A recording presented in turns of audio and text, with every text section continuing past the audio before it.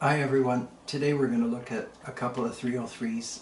You know that I always like projects where people who like guns make something out of old guns or any gun that's different from a factory item. So I'll show you this. You've all seen these at gun shows. This is a typical 303. It used to be a military configuration. Somebody cut the stock off. You know, they decided they wanted to make it look like, well, I don't know, I guess a sporting rifle. And that's fine. After the Second World War, there were so many of these around.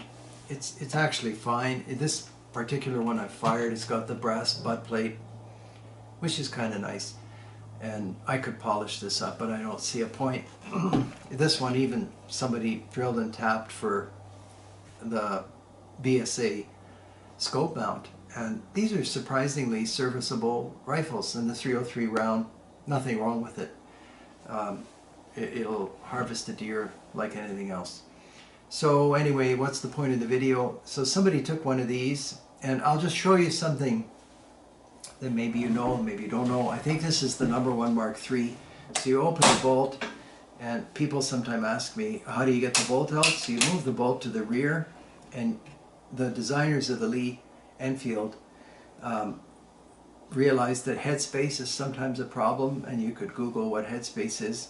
So the bolt head is separate from the bolt, and you can adjust headspace by way of the bolt head. Anyway, you take the bolt out, you snap that up. Now, if in case you didn't see that, all I did was I lifted that piece up. That lets you take the bolt out. I could take it out all the way, and then you replace the bolt.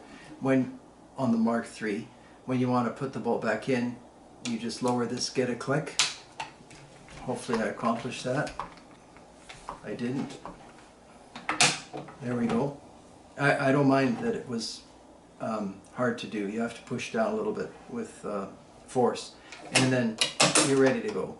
So that's the 3, and then this arrangement here is for the stripper clip, so you could push rounds in instead of taking out the magazine, which is 10 rounds and removable.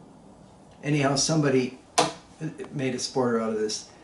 You'll buy a lot of these if you'll see a lot of this kind of thing. The spring is missing, so the rear sight kind of flops around, but it's easy to fix that. I just don't bother. Anyway, this is the one older design, and then the more modern one is instead of the wood stock, which you can see here, somebody went to the trouble of fitting a pistol grip stock. And again, it's hard for me to tell you how a rifle handles, but it's an excellent design. It's one of the fastest bolt actions because it cocks on closing, and most of you may be aware of this, but some bolt actions, when you raise the bolt, you're actually cocking the striker, which is compressing a spring. In this design, the Lee-Enfield, this is just opening the action. Then when you move the bolt to the rear, a round is going in front of the bolt, and now we're cocking the action, which means you have this fly open action. Anyway, that's another thing. On the #4, to take the bolt out, you align the bolt here with this little cutout. This is going to be tricky to film. You align the bolt here and flip that up. You can see that, so that's up. You have to raise the aperture sight, and then the bolt comes right out. So some people like the old system, some people like the new one. I don't really have a preference, they both work. And then to put the bolt back in, that's it. So just to review, find the spot where it can go up, goes up, and then you can take the bolt out, put the bolt back in, clean the barrel, and so on, and that's it.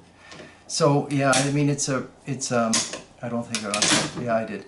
Anyway, it's a very simple video, and I'm just showing you an idea because I like the creativity of gun people.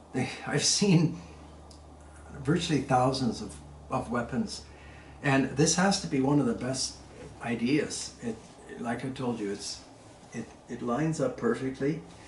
This one I took to the range, and I believe this is off a Benelli shotgun, of all things, but it works fine, and somebody did some careful work, and it's a great way to spend time and make a useful firearm. And you can see that they sheltered the checkering pattern from this olive green finish. And normally what people do is they put masking tape over these checkering patterns, and then they take a razor blade and cut around the pattern so the pattern is protected by masking tape. And I know that that's what they did here because I found some masking tape on it when I bought it. Now, who knows why they sold it?